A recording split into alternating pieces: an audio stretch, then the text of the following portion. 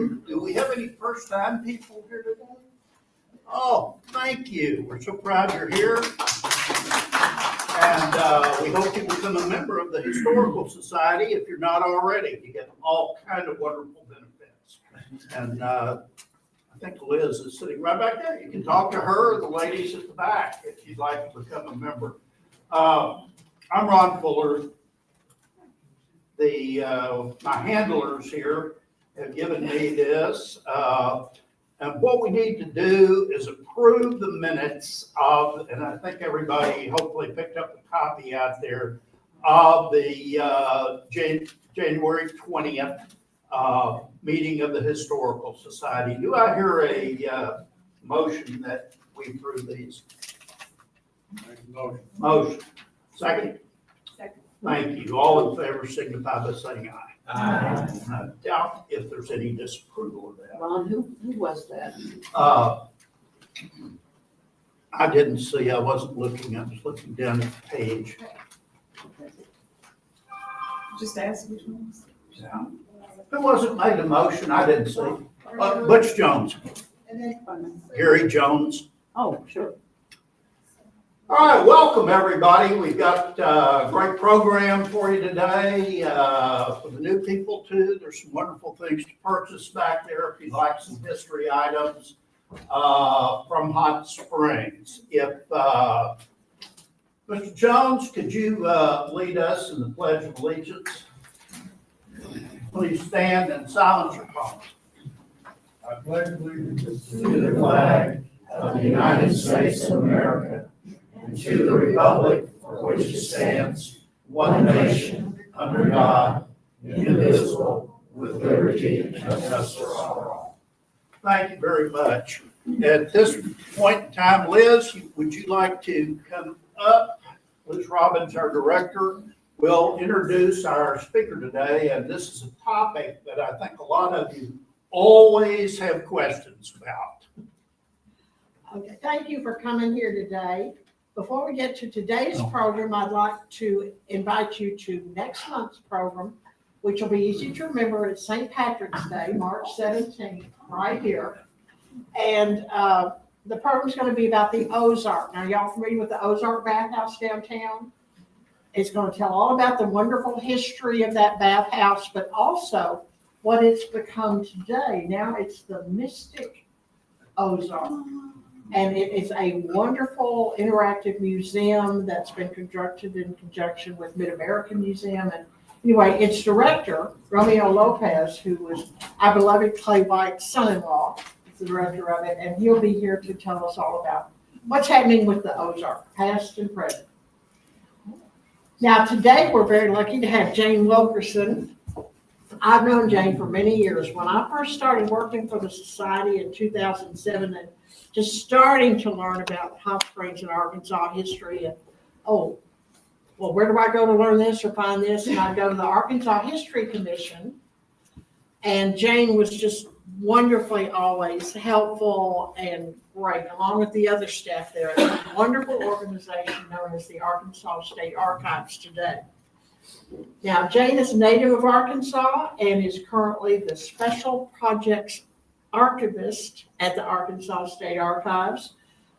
She has a BA in History and an MA in Public History from U of ALR. She's worked at the State Archives for 24 years in a bunch of different positions, all very wonderful.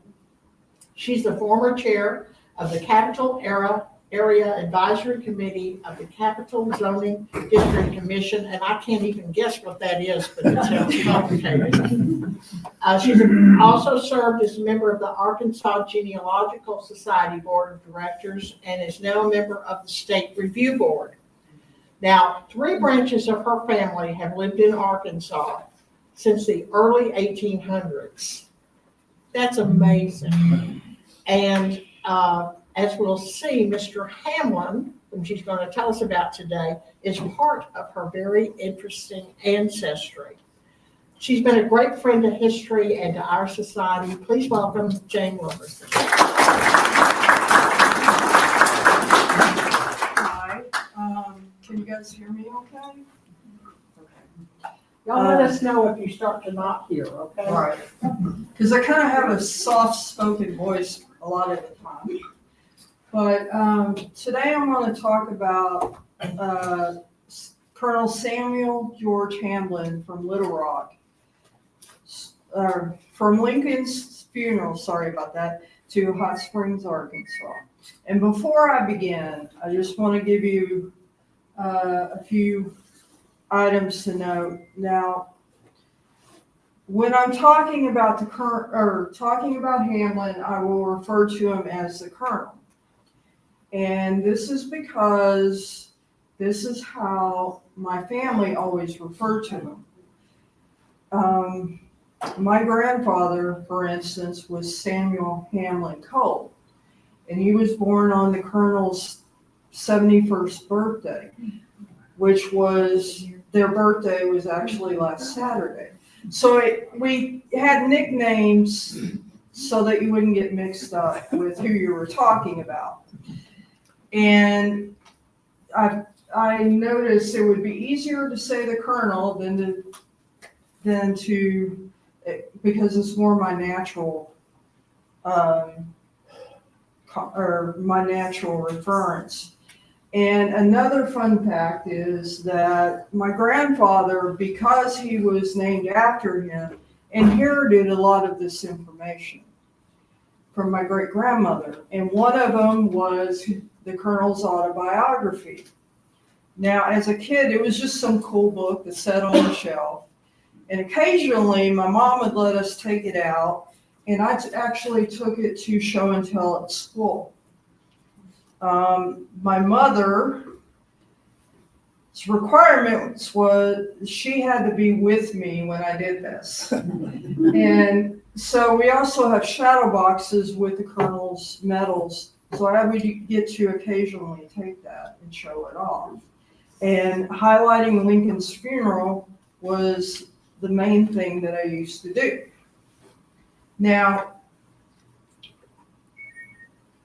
we'll get into the presentation. I do apologize. I will be reading some of this because I want to use the Colonel's words and not my words, the way he stated things. But the Colonel was born in Cumberland County, Maine on February the 7th, 1836. To Ichabod and Lydia Fickett Hamblen.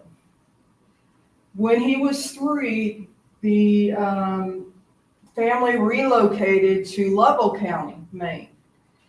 And it was there that his father worked as either a house carpenter or joiner, depending on what the census said at that time. But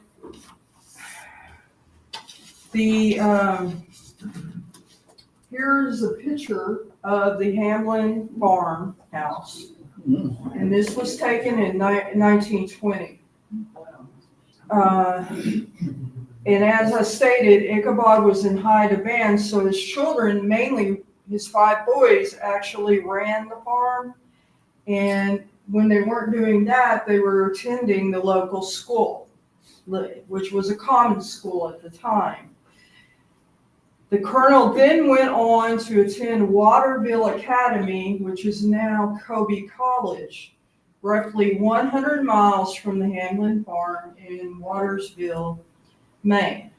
His brother Isaac served as principal of the school and encouraged the Colonel to come. And at the time he went, the tuition was about $30 a semester. And this did not include room and board. So the Colonel, to pay for it, he actually took many jobs. And he worked as a teacher in one-room schoolhouses. He worked as a teacher teaching math to students at Waterville Academy. And he also bought a section of land that had oak trees.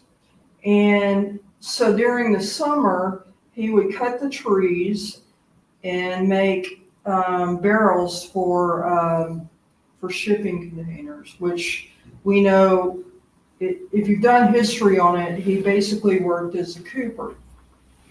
And his main intention was to actually go to Germany to study to be a doctor. But life kind of changes on you, and you don't necessarily get to do what you want. And when he was in school, on December the 20th, South Carolina passed an ordinance of succession. And this was because of Abraham Lincoln's election. And as Congress met and debated the situation, the colonel, along with many others in the community, gathered around the telegraph office to hear reports of the congressional debates. And he believed that secessionists would not lead the country into war, but the colonel was proven wrong. Now, when on April the 12th, firing began on Fort Sumter, he, like many young men, wanted to enlist immediately. But before the colonel did, he wanted to know what his mother felt. So he left for his parents' house in Lovell, Maine. And this is partially because his mother had a issue, and her nerves would get so ramped up that he didn't want to put her in a situation that she would have high anxiety. So after he pleaded his case to his mother, her response was, "You have elected a president. Now stand behind him and the land." The colonel then enlisted in the 3rd Maine. It was during this period he saw action in the 1st and 2nd battles of Bull Run and the siege of Yorktown. The colonel served until December of 1862, when he lost his voice and was discharged. He literally could not talk. Now, he went back to his parents' home to recover, and in early of 1863, his voice was almost restored. When Governor Abner Coburn of Maine asked to meet with him. When the two came together, Coburn informed the colonel he had the authority to appoint 2 full regiments of officers who were to raise, drill, and command colored troops, and he asked the colonel to accept a commission as captain. He accepted and was assigned to the 1st 80th United States Colored Infantry, mustering in on March 6, 1863 in New York City. And later in March of 1865, the colonel transferred to the 10th United States Heavy Artillery. Both units were based out of Louisiana. And keep in mind, if you were a white officer in a colored troop, you basically signed your death. So this was not a minor decision. Now, while in New Orleans with the 10th, the colonel received orders to go to Cairo, Illinois, to recruit African Americans.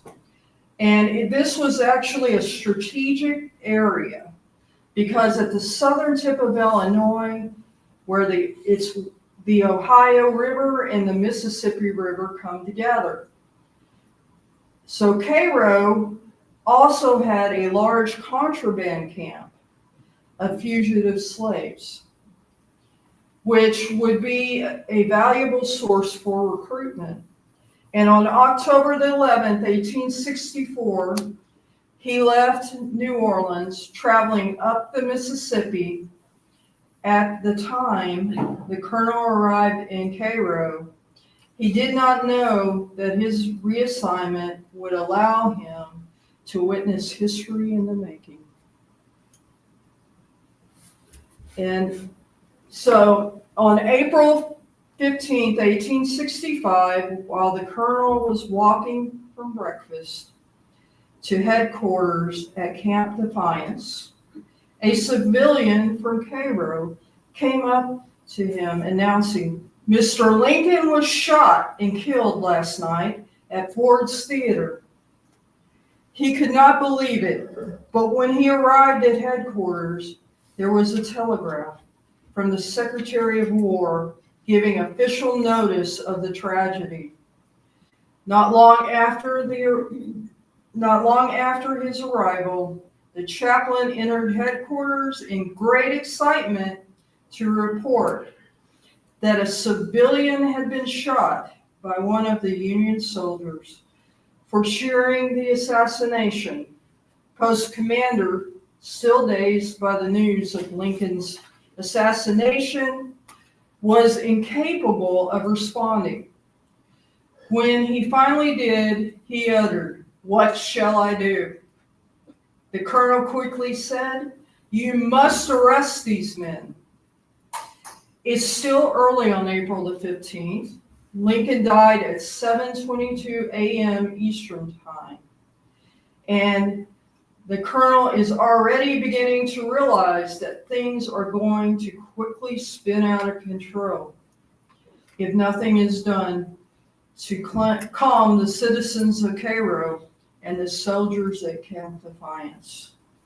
At about 8 o'clock, Major General Nathaniel P. Banks entered the office to verify the report of the president's death.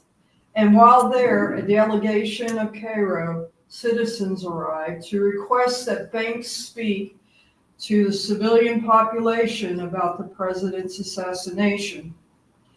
He agreed to make the speech and did so later that morning. The colonel was pleased because Banks was an excellent speaker, and while he said nothing to cause excitement, the colonel saw hundreds of men in front of him with tears rolling down their cheeks. This alarmed him even more, because at Camp Defiance there were 23 Confederate officers and 600 men waiting for exchange. He thought a mob had no sense. It is a monster with thousands of hands and no head. What if the excited masses before me should attempt to work off its evident excited energies on the helpless prisoners? To make the situation worse, the day before, he had given 3 Confederate officers leave to go into Cairo, and the colonel was worried about their safety. When he arrived back at headquarters, the colonel asked and obtained a guard of 200 Union soldiers to guard the Confederate prisoners.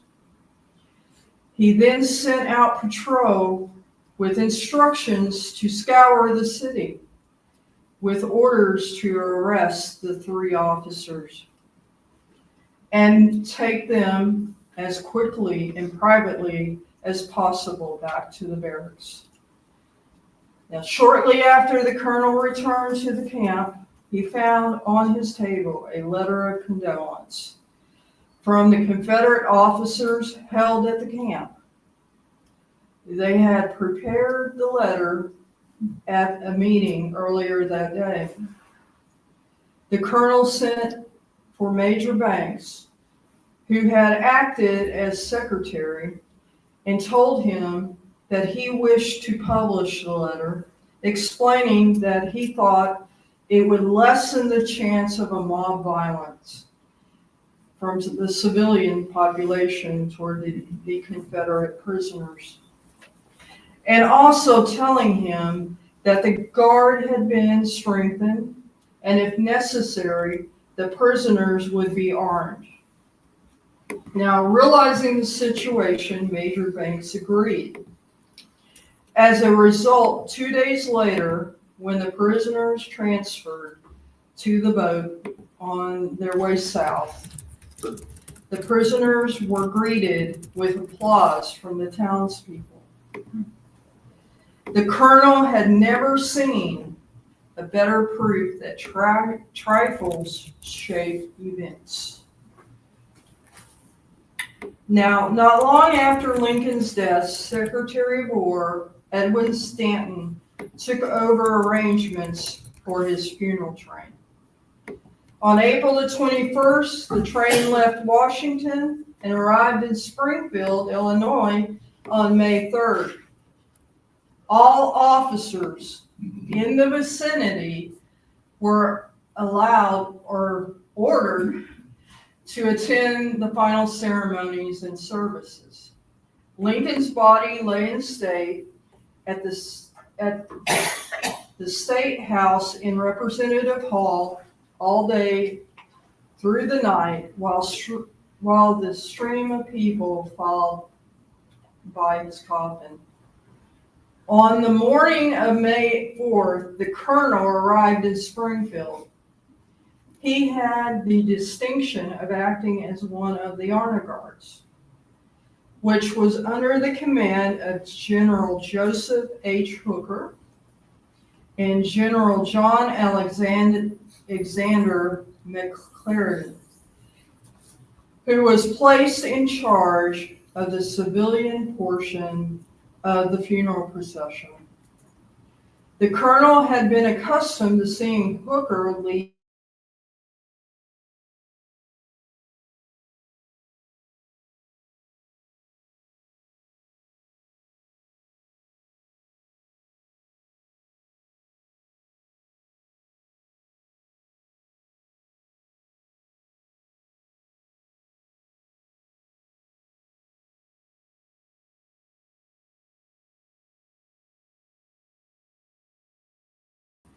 No man ever died so sincerely and universally mourned.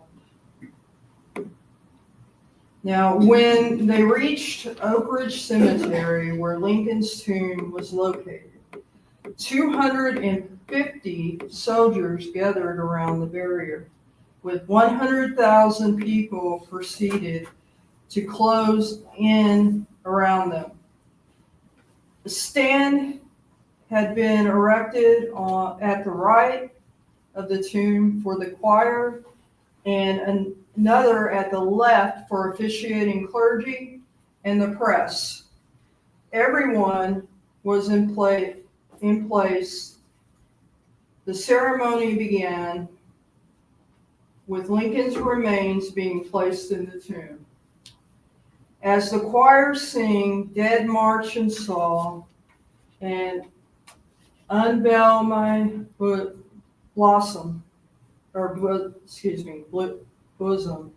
Reverend Albert Hale gave the opening prayer, and the colonel decided to occupy his time by trying to select the best orator of the day.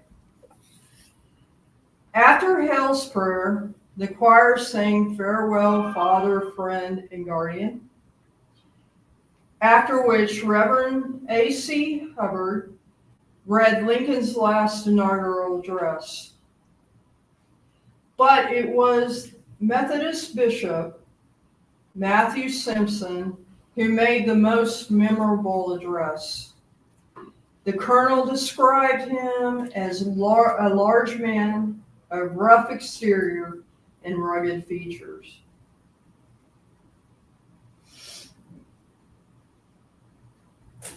But when he arose and began to talk, without a gesture and little change in his voice, he spoke straight on, like the level flow of a mighty river. The colonel had heard Beecher and many other great speakers, but Simpson seemed mightier than them all. He began his speech with these words: "Near the capital of this large and growing state, in the midst of this beautiful grove, and at the mouth of its vault, which has just received the remains of our fallen chieftain, we gather to pay tribute of respect and to drop the tear of sorrow around the mighty dead."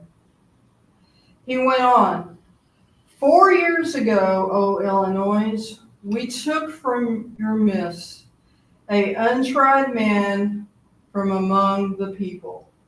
Behold, we return to you a mighty conqueror, not ours anymore, but the nations, not ours, but the world's. Give him place, O ye prairies, in the midst of the great continent. His dust shall rest, a scarce treasure to the Madrid, who shall come as pilgrims to that shrine to kindle anew their zeal and patriotism." The colonel had never seen an audience so affected and interested. General Hooker lay on the ground in tears through nearly all the address, and not a sound in the vast audience disturbed the steady flow or eloquence until it ceased. Reverend Phineas D. Gurley offered the closing prayer, and the closing hymn was sung, and all the people turned away to the new administration, but their hearts were in the coffin there at Springfield. Now, after the funeral, the colonel went on a 20 days leave, returning to his parents' home in May. When he returned to Cairo, his new orders were to go to New Orleans, and he was given command of Fort Jackson and Fort St. Phillips. And as you can see on the map, they're right across from each other on the Mississippi. And it was during this time he met and later married Maria Flint, and they married on May 2nd, 1866 in New Orleans. Now, apparently she suffered from asthma, and I think her brother was just wanting to get her married off, honestly. But her brother, Wilbur Fisk, actually encouraged her to come to the area because it would be good for her asthma. He was an officer under the colonel there, and so she was at her parents in Buffalo at the time, and so she came to the fort. The colonel gave her his quarters to stay in, and according to him, she basically took over the forts. But after they did their stay in New Orleans, the colonel was discharged on February the 22nd, 1867 in Baton Rouge, Louisiana. During the time between his discharge, before they came to Hot Springs, they lived in Buffalo, New York, and then they went to Atlantic, Iowa, and it was there that he studied and passed the bar and became a lawyer. But he was kind of getting itchy and didn't really care for Iowa. One of the reasons he didn't want to stay in Maine is because he didn't like the cold weather at the time. So He jumped at the chance of coming to Quincy, Florida, when they made a call for, the government made a call for surveyors. He had done some survey work, so his skills in both the law and in surveying were very much positive for the job. So he went down to and actually surveyed the Everglades. They ended up at Quincy. It's where the family lived. And the key to this is he had the survey skills, he had the law background, but he also had a connection to Marcellus Stearns. Now, Stearns was one of the commissioners, the Hot Springs, or part of the Hot Springs Commission, but he was the governor of Florida at the time. And the colonel's nephew was Dr. Charles Andrews, who worked for Stearns, and Stearns was actually his cousin. So I don't know how much of that played into the colonel getting the job, but there is that connection. And family connections pay off sometimes too. But so in 1877, okay, Stearns is appointed to the Hot Springs Commission, and along with Aaron Cragen and John Coburn, and the colonel came here to just do the survey of the park. Well, then the reservation. And so he accepts the job, and there was some time in between 77 and 79. There was the money issue, and so the colonel went back to Quincy, then he came back here. And his wife got fed up with being in Quincy, Florida by herself. She was a character from my understanding. And she's raising all these kids, and also they had a foster son as well. And so in 1879, she just decides to get on the train and hopped it up here to Hot Springs. So the family then settled here. So from 1879 on, the kids were educated and grew up in Hot Springs. In August of 1882, Congress then set aside money with the purpose of building an arch to cover the creek. There were complaints about sewage and everything going into the creek. And so Chester Arthur decided that in Congress decided it needed to be done. In August of 1882, we're seeing this progress.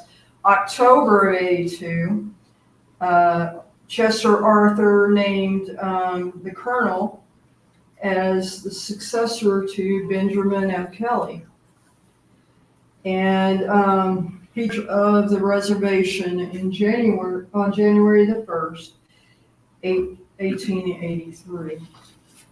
Now, today, the colonel is mostly remembered for his arch design over Hot Springs Creek.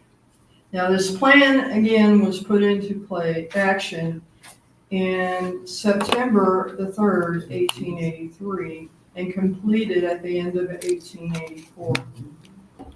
When President Grover Cleveland took office, the colonel was replaced, leaving his post in the summer of 1885. And I try to emphasize, and you got to remember that these posts were political. So, and if you remember, Grover Cleveland was the first Democrat to go into office after the Civil War. So and the colonel had been appointed by a Republican. So I don't know how much that played into it, but he was replaced in the summer of 85. And most people know him for this arch around here. And it's interesting because when he left, he felt that the arch consumed his entire administration. The colonel wrote that my biggest regret was that I was unable to make changes on morning. He failed to see that what had been an obstacle was in fact his legacy. It continues to serve the city today and allowed the town's appearance to improve and contributed to the resort's emergence as an American spa. Now, the colonel died on the June 12th, 1908 in Texas, and is interred in Arlington Cemetery, along with his wife and his brother-in-law, Wilbur Fisk Flint. And the colonel had the forethought to leave his future offspring his experiences in an autobiography simply entitled The Autobiography of Colonel Samuel Hamblen. In the foreword, he states, in order that heroic deeds may not be forgotten, that the achievements of great men may be perpetuated and examples for the future generations, and that the names of little men that made a great deal of noise shall not perish from the earth utterly. When the present row is closed, this is written. Thank you, guys. Any questions?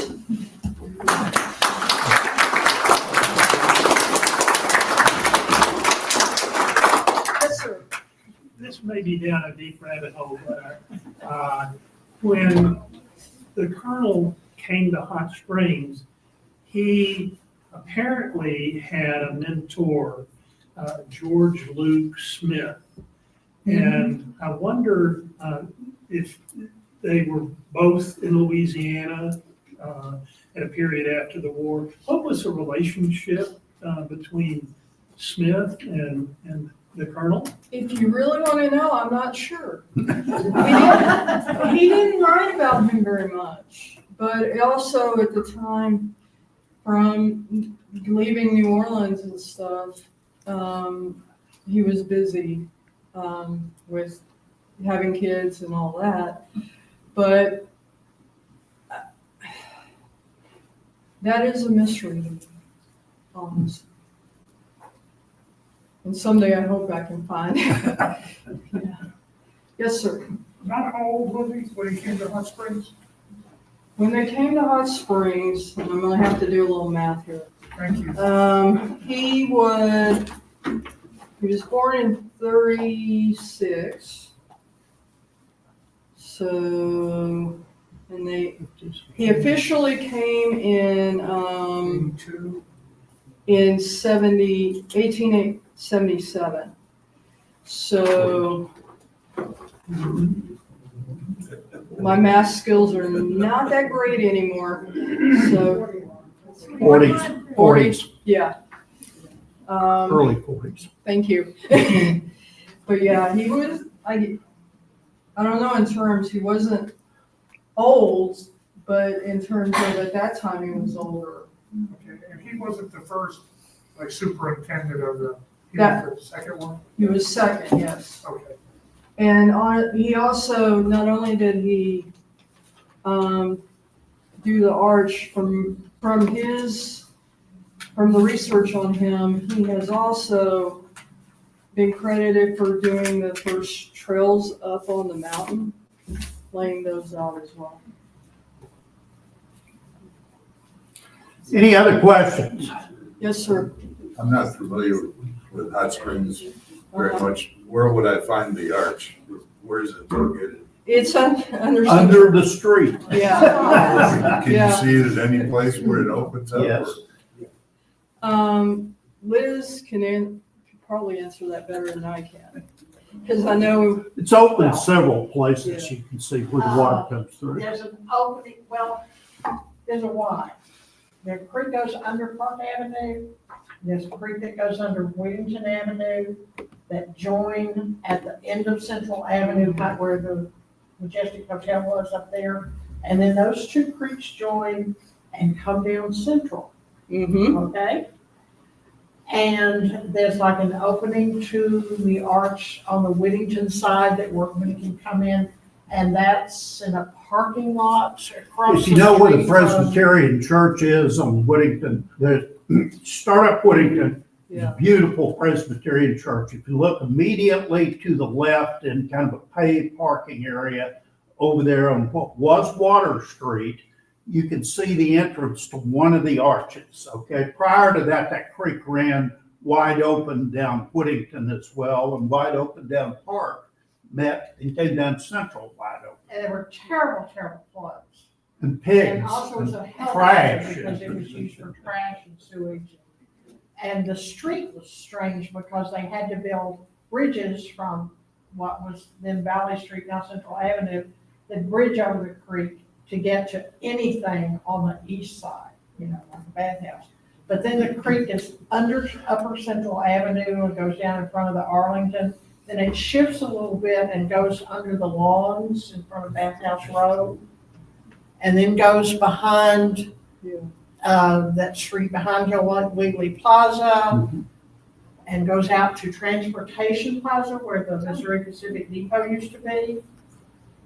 And then it comes up out of the ground, and there's the open creek there kind of behind the Veterans Memorial, and it goes on out. The city's done wonderful things with it. They made it the Hot Springs Greenway Trail and Creek, and the city's done wonderful things with it. Now, Hamblen's tunnel yeah. only went to about the end of Bathhouse Road. And That's then what I in was stages, the rest of the creek was put underground. Does that make sense at all? Yeah, one And thing, he did not have an easy time. He always had opponents and critics, and people were always arguing, well, you spent this or you should have done that, but that thing is still standing. Yeah. And it's still being repaired. It still is a major flood control thing downtown. And I credit his knowledge kind of building partially because of his dad. So. Other comment, you have one more? yes, I just thought you said that it goes under Central Avenue. The- It doesn't actually go under Central. Well, I thought it did on the top part before it swerved a little under. Okay, right, it goes under where the trees are. Yeah, and then it swerves over there, yeah. Right in that Also, area. If you get on And, YouTube, you can find people that have actually gone underneath there. Right. And if you go up Park Avenue, some of the openings up there, there's a sign says that you can go in it, but you need to contact the fire department. And don't go if it's raining. Well, I've been in there twice. Once as about a 14-year-old boy. And there were a group of us in Park Avenue, literally walked that tunnel all the way from Park Avenue down to where the Whittington Creek would have joined it. We went all the way under what was Central Avenue, and we came out down by the railroad depot. I can tell you flat out, there are no gangster tunnels in there. Now, if you believe that, you've been misled. There were no, there are tunnels in there that are drainage tunnels with the hot water overflow from the bathhouses and what have you come into that. It's a hot, steamy, very nasty kind of thing. There's a lot of moss, and there are little fish living in there, and rats and what have you. Snakes in there, but that is the tunnel that's under part that he built. And Now, it's beautiful. You can still see the arch part of it and the, what do they call them? The keystones that make up the arch. You could, all that's still visible. and I will say that I love doing family history and everything, but there's no way I'm gonna go in that tunnel. We can get you a tour. Well, we thank everybody for coming today. Paul, thank you in the library. And